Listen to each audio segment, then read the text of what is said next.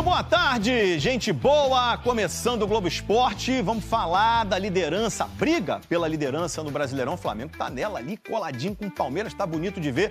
Já já detalhes para você. Mas vamos começar falando do que aconteceu em São Januário. O Vasco entrou embalado, mas acabou perdendo para o São Paulo e deu fim a uma sequência legal de vitórias. A paixão pelo clube afloradíssima. A animação da torcida do Vasco antes do início da partida. Vai pra Libertadores. A gente vai pegar a Copa do Brasil. Tá garantido. Vascão agora é G5, G7 Libertadores. Vaga direta, campeão da Copa do Brasil. Essa confiança toda, fruto da boa fase do time. São 3 jogos sem levar gols. Você lembra a última vez que isso aconteceu com o Vasco no Campeonato Brasileiro? Não lembro. Tem tempo, hein? Acho que foi 14 anos, se não me engano. Quase, há 13 anos. A sequência foi de 7 partidas sem sofrer gols. Na época do Dedé ainda. O Vasco está fazendo uma campanha muito boa no momento. Se vencer o São Paulo, chega a 5ª vitória consecutiva. Há quanto tempo isso não acontecia no Campeonato Brasileiro? 5 vitórias seguidas. Eu acho que uns 10, 11, 12 anos. Isso aí deve ter sido lá para 97. 1997. Naquele ano, o clube terminaria campeão da competição. Com Barros e o Tietê, assim, na volância, controlando mais, tá dando espaço pro Coutinho abrir o jogo e criar com Ryan, Andrés Gomes e o Nuno. Qual é o nome dessa tática? Chamada dinizismo. A gente não jogou mal, principalmente no primeiro tempo, a gente foi extremamente dominante.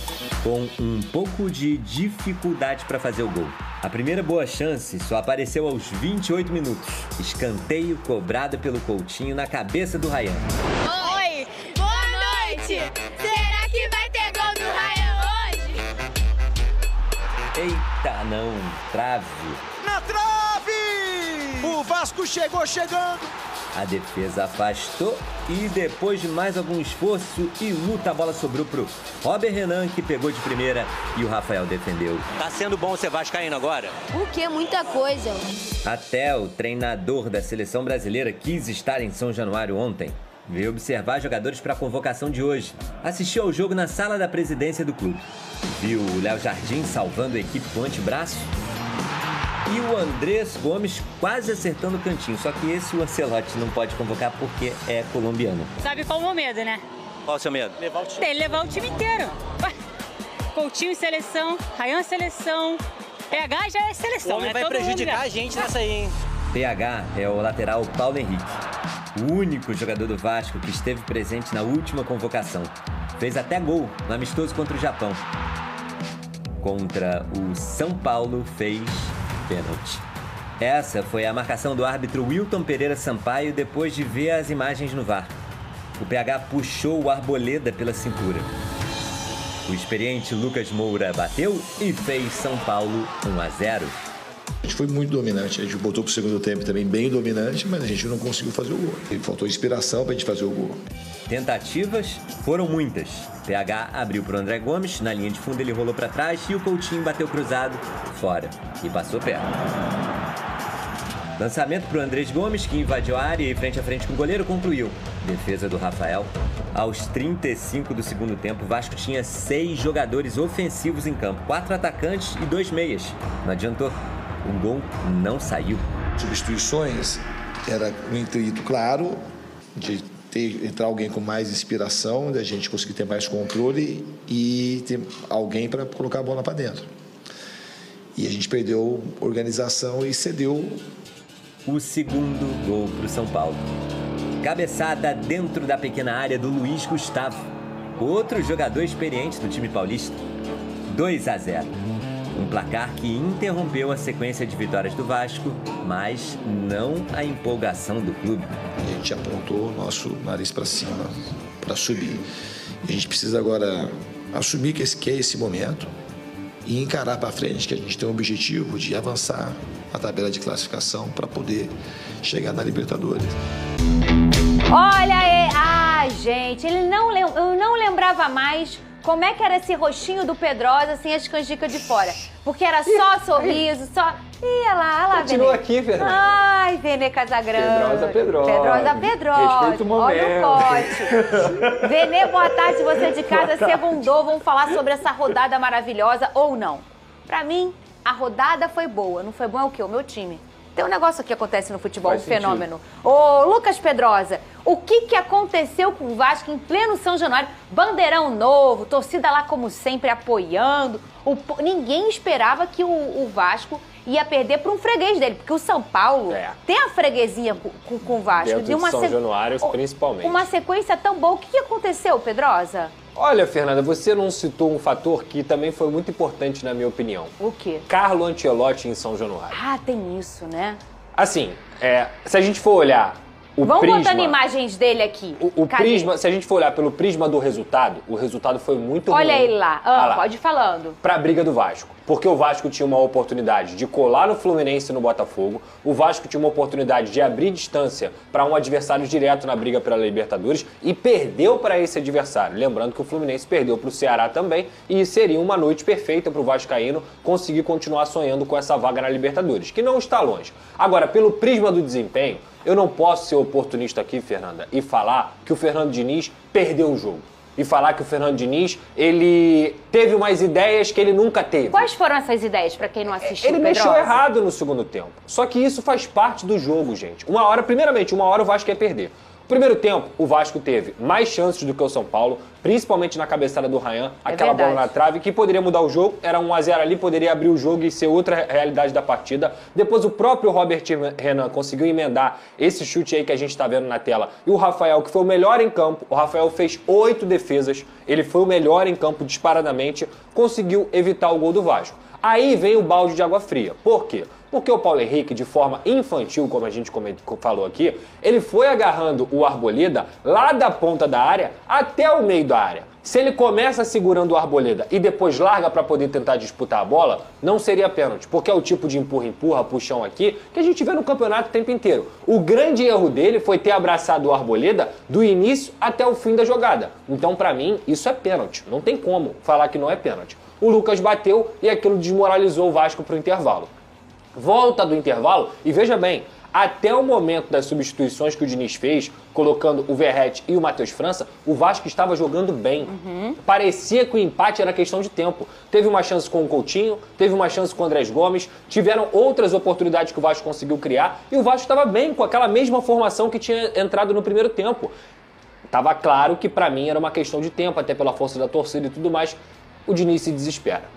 O Diniz, ele é ansioso naquele momento ali, quando ele mexe com 13 minutos de segundo tempo. Eu acho que essa ansiedade não era só uma coisa do Diniz.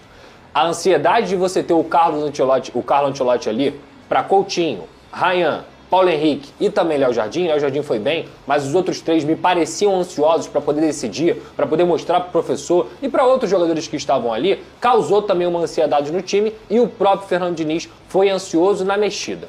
Ele tira o Barros para piorar. O Barros, ele é o equilíbrio da equipe do Vasco. Eu entendo que o Barros teve uma entorse no primeiro tempo, o Diniz falou que ele fez gelo no intervalo e tudo mais, mas não foi por isso que ele saiu. O Barros, ele sai, e eu estava bem do lado do banco de reservas, eu fiz essa transmissão ontem, ele não recebe atendimento, ele não recebe nada. Foi uma opção técnica, ele prefere deixar o Tietê, que é o quê? Um cara que tem mais saída de bola e tudo mais, mas o Tietê não marca metade do que o Barros marca. Então você tira totalmente o equilíbrio do time. Era melhor ele ter tirado o Tietê, colocado o Matheus França, como ele colocou, e deixado o Barros na equipe para deixar um time mais, pelo menos equilibrado. Eu acho que essa é a palavra que faltou ontem. E para piorar as mexidas do Diniz, o Matheus França não entrou bem. É um jogador que vem crescendo, que vem treinando muito bem. Eu acho que já entrou bem em outras partidas, mas ontem ele entrou muito mal. E isso fez com que o Vasco perdesse o controle que estava tendo antes da partida, antes das mexidas do Fernando Diniz. Depois o Diniz só piorou a situação dele. Ele colocou 7 atacantes, ele deixou 2 zagueiros e apenas o Paulo Henrique como defensores.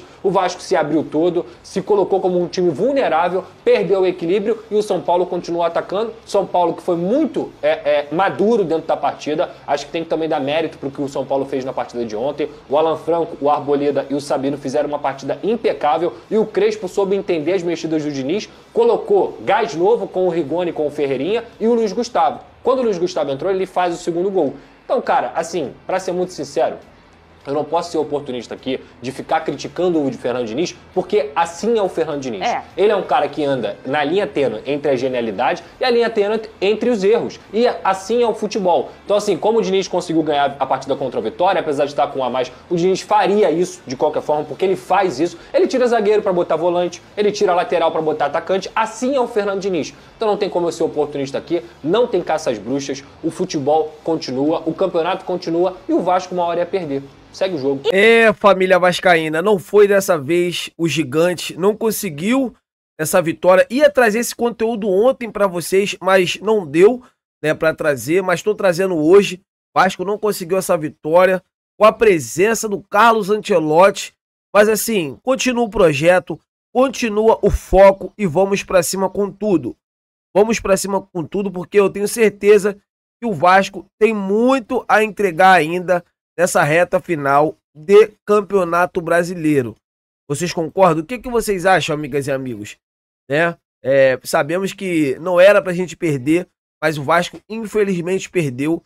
E eu tô muito confiante que o Diniz possa dar ainda mais força aos jogadores para que eles venham cada vez mais performar dentro de campo. Vocês concordam? O que vocês acham? Quero ver a opinião de todos vocês. E saiu essa informação aí, dando conta de que o Real Betis oferece 150 milhões por Ryan. Mas Vasco recusa a proposta do clube espanhol. Nesse exato momento aqui, nessa informação, está dando que o Vasco recusa. Mas, gente, não é uma coisa oficial. Porque, assim, não sei se chegar essa proposta, se o Vasco realmente vai recusar. Eu não sei, 155 milhões é muita grana. E o Vasco, nesse exato momento, não é igual o Palmeiras, não é igual o Flamengo, que são clubes, né, com financeiramente bem realizados. Então, assim, o Vasco ainda precisa de fazer um caixa para contratar mais jogadores. A gente sabe que o Ryan é o jogador principal dessa equipe do Vasco, ao lado do Coutinho, ao lado do PH. Mas, assim, 155 milhões de reais é muito dinheiro. Vamos aí torcer para que o Bet aumente 250. E aí sim o Vasco. Mas a tendência é que o Ryan saia, né? No final dessa temporada. Muitos clubes europeus estão de olho, né, na nossa joia. Então, assim, eu queria saber de vocês, amigas e amigos, o que vocês acham, dependendo do valor? Vocês aceitariam vender o Ryan, né, para o Real Betis? Né, já estão falando até em o West Ham, né, o time do Lucas Paquetá. Então, assim, vamos aguardar agora os próximos capítulos e ver o que o Vasco irá fazer. Então é isso, amigas e amigos, o sentimento não pode parar. Fiquem com Deus e até a próxima!